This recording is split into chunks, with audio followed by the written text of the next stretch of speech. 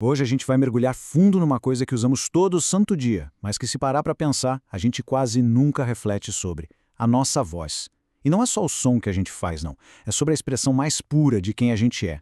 E para começar essa conversa, vamos pensar numa experiência que, olha, quase todo mundo já passou. Quem nunca, né, ouvir a própria voz numa gravação, tipo num áudio de WhatsApp, e pensar, ué, essa pessoa não sou eu, é uma sensação muito estranha, quase universal. É que a voz que a gente ouve por dentro da nossa cabeça é bem diferente da voz que o mundo ouve. E é justamente essa diferença que é o nosso ponto de partida para entender a jornada super complexa da nossa voz, de um instinto puro até, quem diria, uma performance social. Pensa só numa frase simples, tipo estou bem.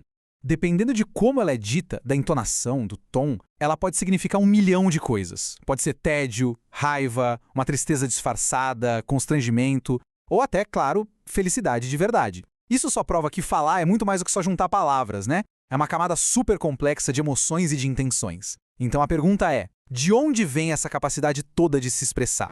Para entender isso, a gente precisa voltar lá no comecinho de tudo. Lá no nosso primeiro momento de vida, e no primeiro som que a gente já fez.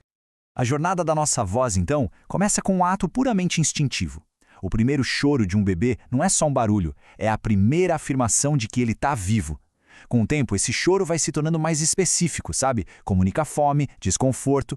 Depois vem a fase do balbucio, que é a mais pura alegria de experimentar com sons, e isso é super encorajado por quem está em volta.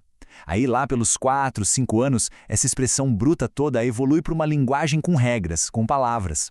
Mas aquela necessidade original de comunicar algo que vem de dentro, essa nunca vai embora.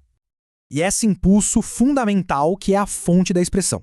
É aquela compulsão que a gente tem de colocar para fora o que está lá no fundo. Uma necessidade, uma emoção, um pensamento, é a nossa voz na forma mais pura dela, antes de qualquer tipo de filtro. Mas, como a gente bem sabe, essa voz não fica pura por muito tempo.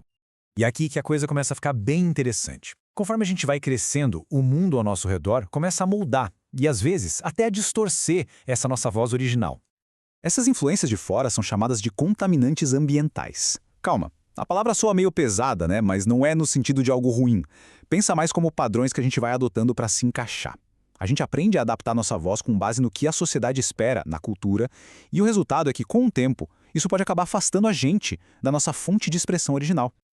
Então, o ponto central é este. A gente acaba desenvolvendo duas vozes. Tem a voz interior, que está ligada à nossa fonte de expressão, que é instintiva, é livre. E tem a voz exterior, que é aquela que a gente performa, que é moldada pelo ambiente para a gente ser aceito, ser entendido. E a tensão entre essas duas vozes é uma coisa que muita gente sente no dia a dia.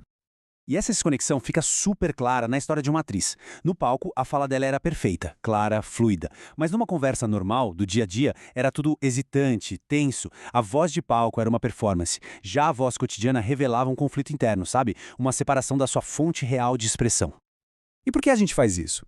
Os motivos são muitos. A gente adapta a voz para parecer mais confiante numa entrevista de emprego, ou para, se distanciar de uma origem regional que a gente acha que pode ser um problema. No fundo, são ferramentas de sobrevivência social. Mas a boa notícia é que tem uma parte da nossa voz que resiste a essa mudança toda.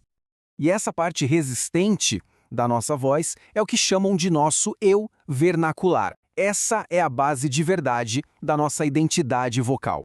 A fala vernacular não é uma coisa com que a gente nasce. É algo que a gente absorve tão fundo do nosso ambiente ali no começo da vida que vira parte de quem a gente é. É o sotaque, o ritmo, aquelas maniazinhas que a gente aprende sem nem perceber, com a nossa família, com a nossa comunidade. Não é algo falso, é a nossa forma mais natural e honesta de falar. E essa base, olha, é forte pra caramba. Uma pessoa do Texas, por exemplo, pode morar décadas em Nova York e mesmo assim vai manter traços do sotaque. Tentar eliminar completamente o nosso vernáculo é quase como tentar apagar uma parte de quem a gente é. Acaba nos distanciando da nossa identidade mais autêntica. Ok, então se a meta não é criar mais uma voz artificial, qual é a solução? A resposta está em tirar as camadas, em remover o que foi adicionado para encontrar o que está lá no fundo. A metáfora aqui é muito boa.